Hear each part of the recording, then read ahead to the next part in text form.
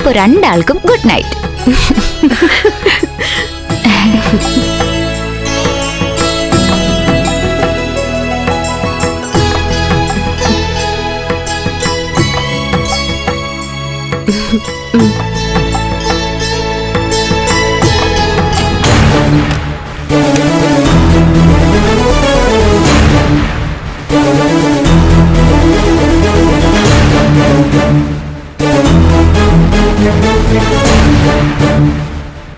പാല് എനിക്ക് വേണ്ട, നീ കുടിച്ചാ മതി. വിനേട്ടാ, കഴിഞ്ഞതെല്ലാം കഴിഞ്ഞു. അതെല്ലാം മനസ്സിൽ നിന്ന് ഇനിയെങ്കിലും വിട്ടേക്ക്.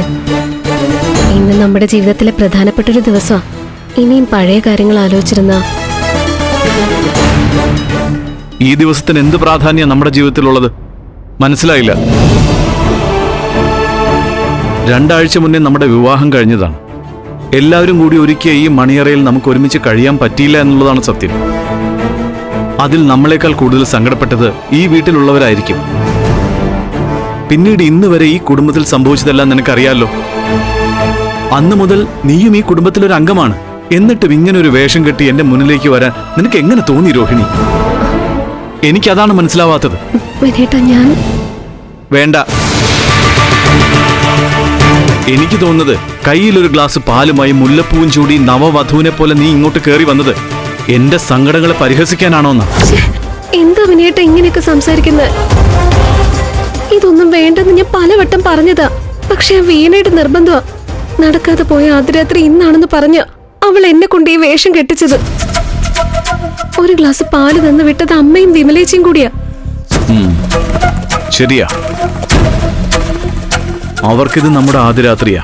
പക്ഷെ നമ്മുടെ കുഞ്ഞ് നിന്റെ വയറ്റിൽ വളരുന്ന നിനക്കറിഞ്ഞുകൂടെ? അതുകൊണ്ട് നമ്മുടെ ജീവിതത്തിൽ ഈ ചടങ്ങിനൊരു അർത്ഥവുമില്ല. നമ്മൾ എന്നെ ഭാര്യ ഭർത്താക്കന്മാരായി എല്ലാം പങ്കുവെച്ച് കഴിഞ്ഞതാണ്. വിനേട്ടൻ പറയുന്നതെല്ലാം ശരിയാ.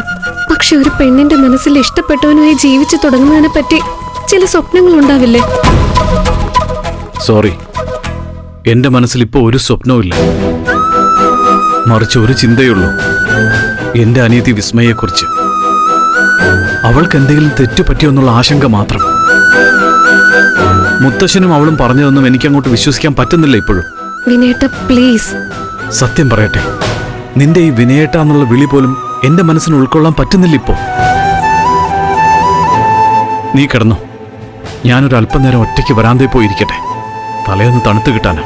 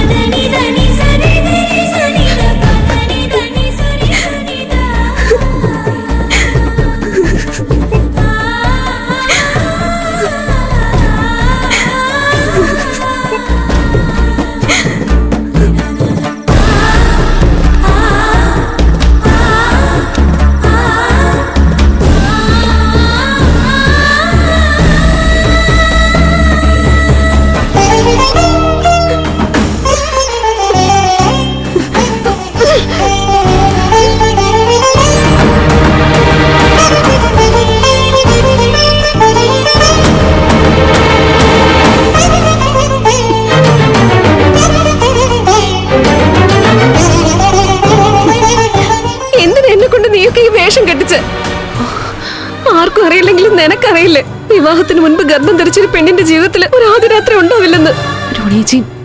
ഞങ്ങൾ അങ്ങനെയൊന്നും. വിനേട്ടൻ പറയുന്നത് ശരിയാ. ആ മനസ്സ് മനസ്സിലാക്കാതെ ഒരു ഗ്ലാസ് പാലുമായി നവവധുവിനെ പോലെ ഞാൻ ഈ മുറിയിലേക്ക് കയറി വന്നത് ശരിയായില്ല. അത് കണ്ടിട്ട് വിനേട്ടൻ വഴക്കിട്ട് ഇറങ്ങിപ്പോയി. വിനേട്ടന്റെ മനസ്സിൽ ഇപ്പൊ ഈ ഭാര്യയില്ല, വിസ്മയ എന്ന അനിയത്തി മാത്രമാ.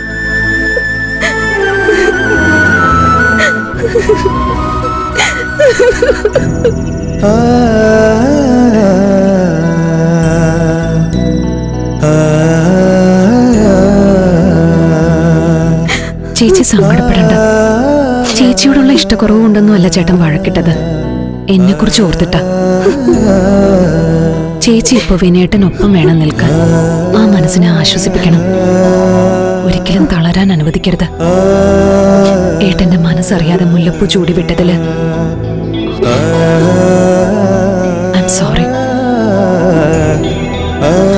ചേച്ചി എന്നെ വെറുക്കരുത് പ്ലീസ്. നിന്നെ വെറുക്കാനോ? ഒരിക്കലും ഇല്ല. എനിക്ക് വിനേട്ടന് വേണ്ടി നീ ചെയ്ത ത്യാഗം മരണം വരെ മറക്കില്ല ഞാൻ. എങ്കിലേ ആ കണ്ണ് തുടക്കേ, എന്നിട്ട് കോളേജിൽ വന്ന് എന്നോട് വഴക്കിട്ട അന്നത്തെ അതേ തന്റേടിയായ രോഹിണിയായി വീണ്ടും നിൽക്കും. ഇനി നമ്മുടെ മുന്നിലെ വിമലേച്ചിയുടെ കല്യാണം മാത്രം ഉള്ളത്. അതുവരെ മറ്റൊരു വിഷയവും നമ്മുടെ മനസ്സിനെ ബാധിക്കാൻ പാടില്ല.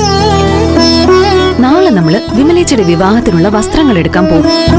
ഒപ്പം രോഹിണി ചേച്ചിയും വരണം. നമ്മള് പോകുന്നതേ നമ്മുടെ സ്വന്തം ടെക്സ്റ്റൈൽസിലാ.